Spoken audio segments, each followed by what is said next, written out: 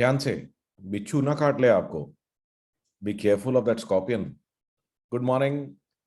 तो आज की स्टोरी है दो साधुओं के बारे में, अबाउट टू सेजेस। तो एक बार जो है एक नदी के किनारे दो साधु बैठे हुए थे, और जो उसमें से गुरु थे, तो उनको दिखाई दिया कि एक स्कॉर्पियन जो होता है वो पानी के अंदर फंस गया है और वो डूबने वाला है, डूब रहा है, पानी से बाहर निकलने की कोशिश कर रहा है। साथ में उनका शिष्य था। तो साधु ने कहा कि इसको बचाना चाहिए। शिष्य ने कहा कि नहीं, आप ये मत करो, अब उठाओगे इसको तो ये काट लेगा आपको। तो साधु ने कहा कि नहीं, कोई बात नहीं, मेरे को कोशिश करने दो। उन्होंने प्यार से जो है स्कॉर्पियन को पकड़ा, अपने हथेली पे लिया और उठा करके उसको जो है साइड में रखने लगे। इतनी देर में स्कॉर्पियन ने उन्हें काट लिया। तो उनको बहुत दर्द हुआ, बड़ी परेशानी हुई, लेकिन फिर भी उन्होंने प्यार से स्कॉर्पियन को जो है नदी के साइड पे रख दिया। तो शिष्य ने कहा, देखिए मैंने आपको कहा था ना कि ये स्कॉर्पियन जो है आपको काट लेगा, बट आपने मेरी बात पे ध्यान नहीं दिया।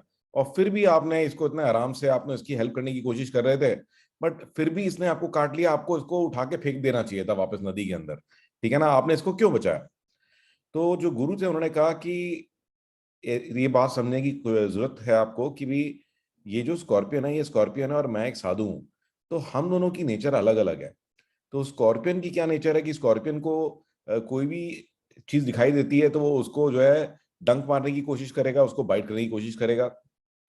तो वो स्कॉर्पियन की नेचर है कि वो अपने आप को समझता है कि मैं इस तरह से बचा रहा हूँ। और मैं एक साधु हूँ, तो मेरी नेचर लोगों को हेल्प करने की है।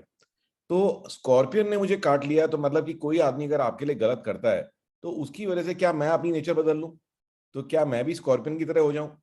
तो हमारी लाइफ में भी कई बार ऐसा ही होता है कि हमारे को ऐसे बहुत सारे लोग मिलते हैं जो कि हमें तकलीफ देते हैं, दिक्कत देते हैं, परेशानी देते हैं, और कई बार बुरा बोलते हैं।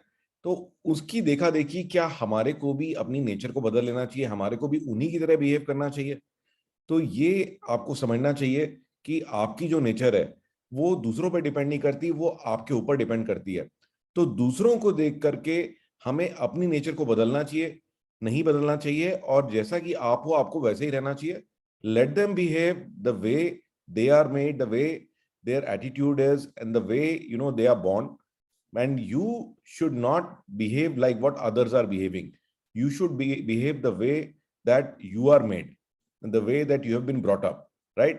तो जिस तरह से आप फील करते हो, जो आपकी नेचर है, आपको हमेशा उसी तरह बिहेव करना चाहिए, और दूसरों को देख करके कभी भी जो है अपनी नेचर को बदलना नहीं चाहिए। तो I hope you find this message a little bit inspiring, and I'll see you tomorrow again with another interesting story.